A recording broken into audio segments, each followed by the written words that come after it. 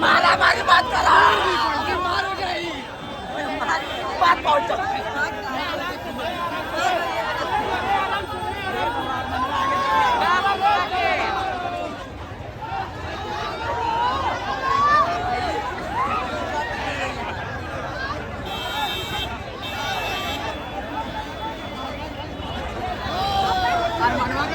Hello hello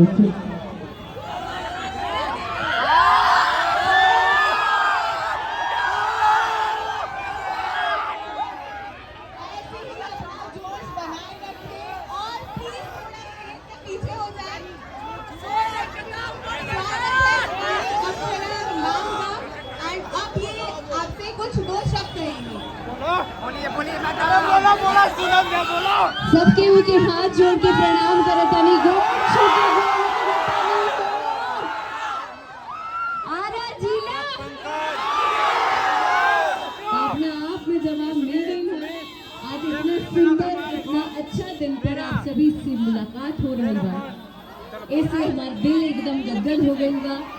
प्यार पाके था जो ताली की गड़गड़ाहट सुनाई दे रहा है, चाहे राउर आवाज सुनाई पड़ल है, उसे एकदम दिल बन गई है हमार। बहुत बहुत धन्यवाद।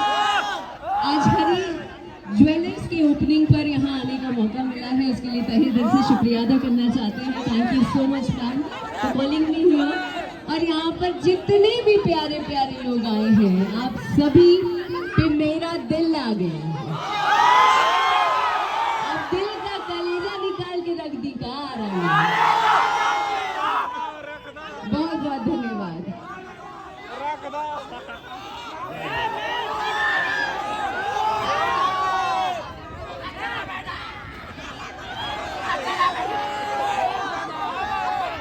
यहाँ पे क्या स्पेशलिटी है बताइए? तो हमारे श्री हरि ज्वेलर्स में सबसे सस्ता गोल्ड रेट है विद 8.8% मेकिंग चार्जेस।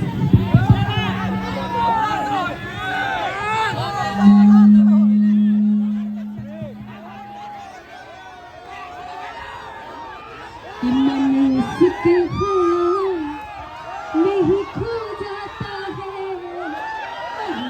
से ही प्यार यार हो जाता है। सपने में मेरे सताने लगा, धीरे धीरे वो दिल में समाने लगा। सच सच बताती हूँ मन आ गया, धनवती बेटा पसंद आ गया। Thank you so much, thank you अपना प्यार इसी तरीके से बनाए रखिएगा। I love you Ara, I love you too Ara, I